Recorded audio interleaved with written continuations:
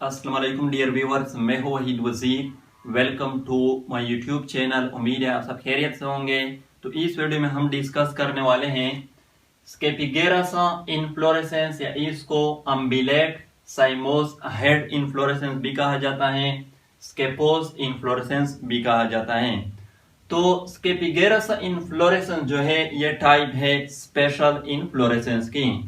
In case of स्केपिगेरासा inflorescence जो radical leaves होते हैं, रेडिकल लीव्स हम उस लीव्स को कहते हैं जो रिड्यूस स्टेम से अराइज हुए हो, और रिड्यूस स्टेम हम उस स्टेम को कहते हैं जो अंडरग्राउंड होता है, साइज में इंतहाई स्मॉल होता है, ना होने के बराबर होता है।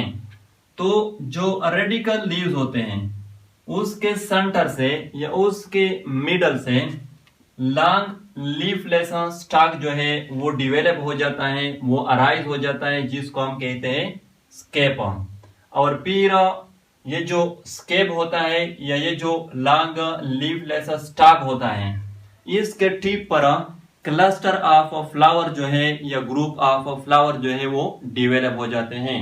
यहाँ पर आप लोग देख सकते हैं ये जो स्ट्रक्चर मैंने बनाया है, जो ब्लू कलर से मैंने शो किया है, जो अंडरग्राउंड है, ये क्या है?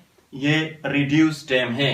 और ये जो लीव्स है जो इस रिड्यूस स्टेम से डिवेलप हुए हैं, ये रेडिकल लीव्स हैं।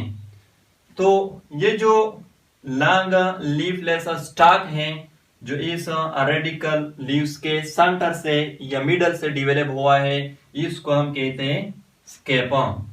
अब ये जो स्केप है इसके टिप पर ये क्लस्टर ऑफ फ्लावर जो है ये डिवेलप हुए हैं।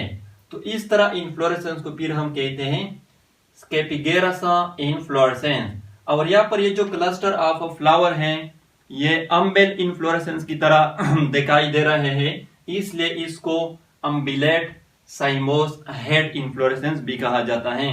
और इस तरह इनफ्लोरेसेंस आप लोगों को मिलेगी ओनियन में और गार्लिक में। तो ये था स्केपिगेरासा इनफ्लोरेसेंस।